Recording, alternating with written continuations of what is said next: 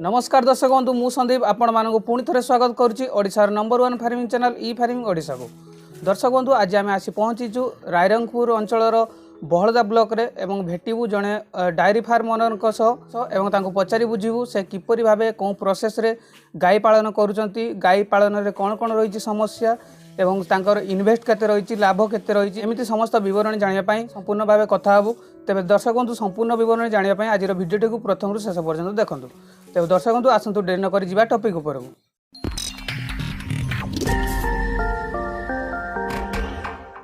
नमस्कार। हाँ सर्वप्रथम आम चैनल ई फार्मिंग ओडिशा को आपको स्वागत जनाऊँगी। आपण ना मो ना हिरालाल मोहांत ग्राम कादवाणी पोस्ट ऑफिस गंभारिया बहरदा ब्लॉक। आपण डायरी फार्म आम देखुचु तो केतोटी गाई आप रखिछंती? गाई बर्तमान मो पाखे 16टी गाई अच्छी आउ माई छुआ 10टी अच्छी अंडा छुआ 5टी अच्छी। गाई पालन में आपंकर अभिज्ञता केते वर्ष रही? गाई गोपालन में मोर अभिज्ञता हाराहारी 25 वर्ष पाखापाखि हो।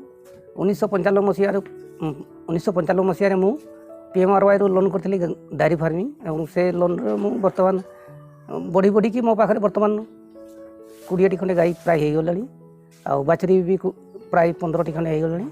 आउ गाई पालन पाई आपण कोन ट्रेनिंग नहीं ना निज अभिज्ञता चाष कर? गाई पालन पाई मु प्रथमे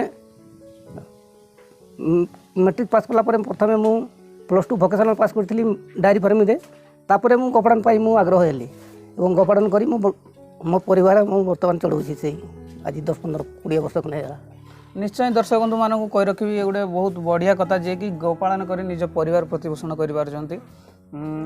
तेबे आ गोटे कथा जानापी चाहिए जो गाई आप रखिंट तो गाई कौन कौन सब रोग देखा जाउछि? गाई तो विभिन्न प्रकार रोग अच्छी किंतु जेहेतु मु आगु ट्रेनिंग कर नहीं थी एणुक प्राय गाईर जी प्राय जी संभव मु प्राय सब गाईर ट्रिटमेंट मु प्राय कर दिए एवं प्रत्येक गाई रोग हवा पूर्व सब गाई को प्राय वैक्सीन ठीक समय करी हुए एवं वैक्सीन करवा द्वारा मोर रोग प्राय बहुत कम हुए। आउ डिवार्मिंग भी मुझे नहीं प्राय डाक्तर के परामर्श कर दिए आउ एणुक रोग व्याधि बहुत कम हुए मो गाई को। आपन कौन कौन प्रजातिर बा कौन कौन ब्रीडर गाई रखिछंती? वर्तमान मु शंकर जर्सी रखी होल्स्टीन रखी एवं रेड सिंधी गाई भी रखी। मोटे पर कह गले 3टी ब्रीडर गाई रखी। तो गाई क्षीर केते दउछि? गाई वर्तमान मो पाखे हाराहारी 100 लिटर खंडे होची दुगड़ी मिसी। ये जो आप जो ब्रीड 3टी ब्रीड कथा कही गले तो प्रत्येक ब्रीड रे अलग अलग गाई क्षीर दउछि ना सेम परिमाण रे क्षीर दउछन? ना सब ब्रीडर गाई अलग अलग क्षीर दियंती। सेठू होल्स्टीन गाई गुड़ा टिके अधिका दउछंती प्राय 15-20 लिटर भितरे।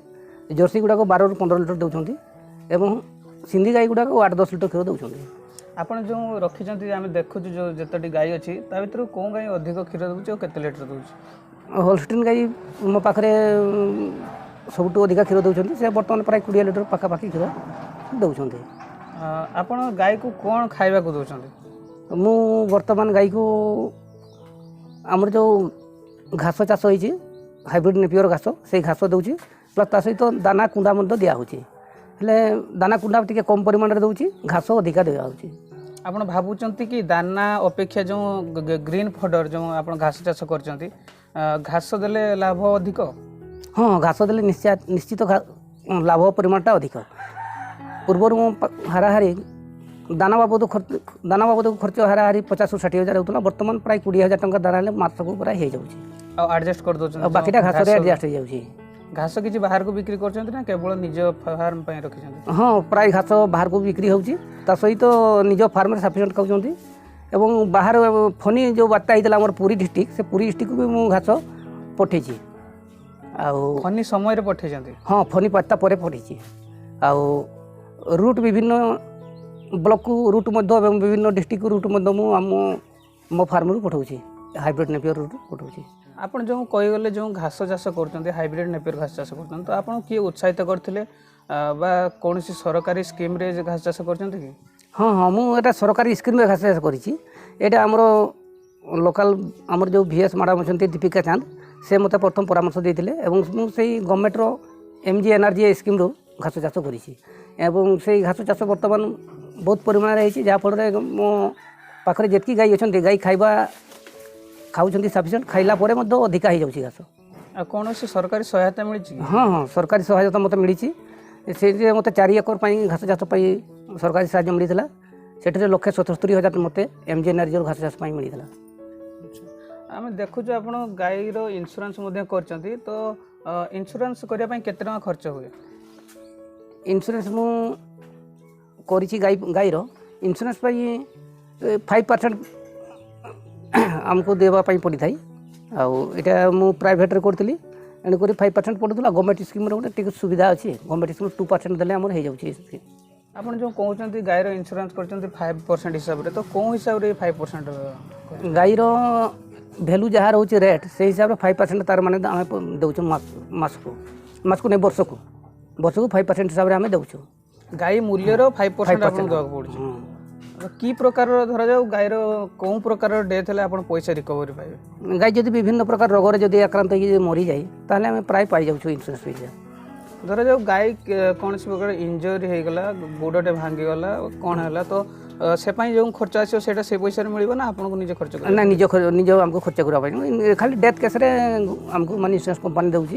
ଯଦି କୌଣସି ରୋଗ ବ୍ୟାଧିରେ ମରିଗଲା ଗାଈ ତାହେଲେ ଦେଉଛି। ଆଉ ତ ସେମିତି ବହୁତ କମ୍ ହେଉଛନ୍ତି, ପ୍ରାୟ ମୋର 20-25 ବର୍ଷ ଭିତରେ ମାତ୍ର 4-5ଟା ଗାଈ ଏମିତି ଡେଥ୍ ହେଇଛନ୍ତି, ନହେଲେ ଆଉ ପ୍ରାୟ ହେଇନାହାନ୍ତି। ଆଉ ଯତ୍ନ ସଫିସିଏଣ୍ଟ କରୁଛି, ଯାହାଫଳରେ ମାନେ ଡେଥ୍ କମିଯାଇଛି।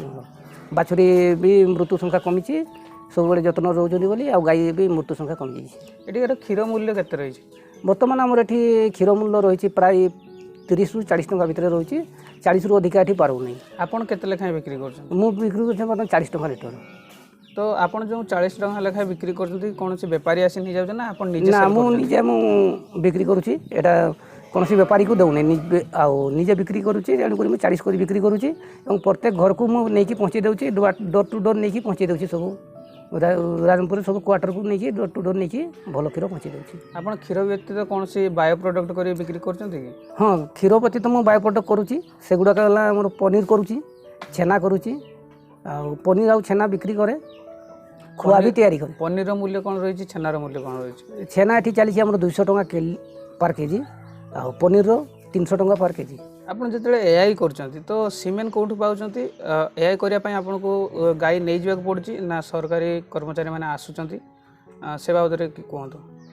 ହଁ, ଆମର ଗାଈ ଯେତେବେଳେ ଗରମ ହେଉଛନ୍ତି ପ୍ରାୟ ମୁଁ ଆମର ଲୋକାଲ VS ସହିତ ଯୋଗାଯୋଗ କରୁଛି। ସେ ଆସିକି ଘରେ AI କରିଦେଉଛନ୍ତି ଏବଂ ଯଦି ଇନକେସ୍ କିଛି ସୁବିଧା ନ ହୁଏ ତାହେଲେ ମୁଁ ନେଇକି ମଧ୍ୟ ଡାକ୍ତରଖାନାକୁ ଯାଇକି ମଧ୍ୟ AI କରିକି ନେଇ ଆସୁଛି। ଆଉ ଆପଣ ନିଜେ ନେଇଯିବାକୁ ପଡ଼ୁଛି ଆପଣଙ୍କୁ? ହଁ, ନିଜେ ନେଇଯିବା ପାଇଁ ପଡ଼ୁଛି। ତ ଏଇଠୁ କେତେ ଦୂର ଆପଣଙ୍କର ଯେଉଁ ଡାକ୍ତର? ଆମର ଲୋକାଲରେ ରହିଛି ଗମ୍ଭାରିଆ LIC ରହିଛି। କେତେ କିଲୋମିଟର ହେବ? ହାରାହାରି 2 କିଲୋମିଟର ହେବ, 2ରୁ 3 କିଲୋମିଟର ଭିତରେ ହେବ। ସେଇ 2-3 କିଲୋମିଟର ମୁଁ ନେଇକି ଯାଉଛି ଗାଈକୁ। ତେବେ ଗାଈକୁ ଚଲେଇକି ନେଇକି ଯାଉଛି? ହଁ, ଚଲେଇକି ନେଇଯାଉଛି। ଆପଣ କାହିଁକି ଷଣ୍ଢ ରଖିବା କଥା ଚିନ୍ତା କରୁନାହାନ୍ତି? ଷଣ୍ଢ ରଖିଲେ ମଧ୍ୟ ଆପଣଙ୍କର ସୁବିଧା ହେଇପାରନ୍ତା। ହଁ, ଷଣ୍ଢ ଗୋଟେ ମଝିରେ ରଖିଥିଲି, ତାପରେ ମୋ ପାଖରେ ବର୍ତ୍ତମାନ ଷଣ୍ଢ ନାହିଁ। ସେମିତି ଭଲ ଷଣ୍ଢ ହେଲେ ମୁଁ ଭବିଷ୍ୟତ ପାଇଁ ରଖିବି ଗୋଟେ। ହଁ, ତେବେ ଆପଣ ଭଲ ଷଣ୍ଢ ସନ୍ଧାନରେ ଅଛନ୍ତି, ଯେଉଁଟାକି ଆପଣ ପାଇନାହାନ୍ତି। ହଁ, ଆପଣଙ୍କର ଦାନା ଆଉ ଯେଉଁ କହିଲେ ଘାସ, ଏମିତି କୁଣ୍ଡା, ଏମିତି ସବୁ ମିଶେଇ କେତେ ଟଙ୍କାର ଇନଭେଷ୍ଟ କରିବାକୁ ପଡ଼ୁଛି ଆଉ ହାରାହାରି କେତେ ଟଙ୍କାର ଆପଣ ପ୍ରଫିଟ୍ ପାଉଛନ୍ତି? ମୁଁ ଦାନା ବାବଦକୁ ଏବଂ ଘାସ ବାବଦକୁ ହାରାହାରି ମାସକୁ ବର୍ତ୍ତମାନ 30,000ରୁ 40,000 ଭିତରେ ଖର୍ଚ୍ଚ କରୁଛି। ଆଉ ମନ୍ଥଲି ଇନକମ୍ ପ୍ରାୟ ହାରାହାରି କ୍ଷୀର ବାବଦକୁ 1,00,000 ଟଙ୍କା ଖଣ୍ଡେ ଆସିଯାଉଛି। ଦାନା ଖର୍ଚ୍ଚ ଆଉ ଲେବର ଖର୍ଚ୍ଚ ଛାଡ଼ିଦେଲେ ହାରାହାରି 40,000ରୁ 50,000 ଖଣ୍ଡେ ମନ୍ଥଲି ମାନେ ଇନକମ୍ ହେଉଛି। ଲାଭଟା ପାଉଛନ୍ତି? କେତେ ଜଣ ଲେବର ନିଯୁକ୍ତି କରିଛନ୍ତି? ଲେବର ବର୍ତ୍ତମାନ ମୋ ପାଖରେ 4 ଜଣ ଅଛନ୍ତି ଏବଂ ଲେବର ଖର୍ଚ୍ଚ, ଦାନା ଖର୍ଚ୍ଚ, ଘାସ ଖର୍ଚ୍ଚ ଦେଇକି ପ୍ରାୟ 40,000ରୁ 50,000 ଭିତରେ ମନ୍ଥଲି ଇନକମ୍ ହେଉଛି। ତେବେ ଯେହେତୁ ଆପଣ ଜଣେ ଅଭିଜ୍ଞ ଚାଷୀ, ଆପଣଙ୍କ ପାଖରେ ଅଭିଜ୍ଞତା ରହିଛି, ତ ଆପଣଙ୍କଠୁ ଆଉ ଗୋଟେ କଥା ଜାଣିବା ପାଇଁ ଚାହିଁବି, ଯଦି ଜଣେ ନୂଆ ଚାଷୀ ଚାହିଁବେ ଗାଈ ପାଳନ କରିବା ପାଇଁ, ଆପଣ ତାଙ୍କୁ କ'ଣ ପରାମର୍ଶ ଦେବେ? ହଁ, ନିଶ୍ଚୟ। ମୁଁ ତ ବହୁତ ଚାଷୀକୁ ପରାମର୍ଶ ଦେଇଛି, ବହୁତ ଚାଷୀକୁ ମାନେ ଉତ୍ସାହ ଦେଇଛି।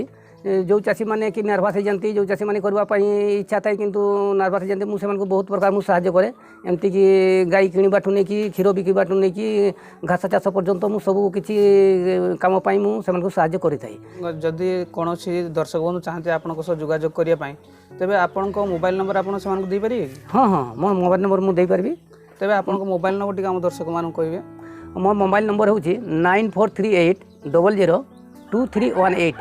दर्शक बंधु ये नंबर टी आम डिस्क्रिप्शन में देदेव जहाँफल कि आप चाषी भाई सीधा सड़क कथा पारे। तेज आपको बहुत बहुत धन्यवाद आप आमको समय देले आम चाषी भाई को बहुत गुड़े कथा कहले धन्यवाद। हाँ नमस्कार। दर्शक बंधु आशा करूँ आज भिडियोटी आपको डायरी फार्म बाबद में किसी नुआ तथ्य जाना मिले। जदि आज भिडियोटी आपको भल लगी था तेज लाइक करूँ और सांग मान सेयार करूँ। जदि आपको पाखे किसी प्रश्न थाए तेज आमको कमेंट बॉक्स में लिखूँ अथवा आम फेसबुक पेज को मेसेज करूँ। फेसबुक पेजर लिंक मुझे डिस्क्रिप्शन में दे देती। तेज दर्शक बंधु आज तो समय हो गलानी पुणी देखा आउ एक सुंदर वीडियो सह से जाए रोचे। नमस्कार जय जगन्नाथ।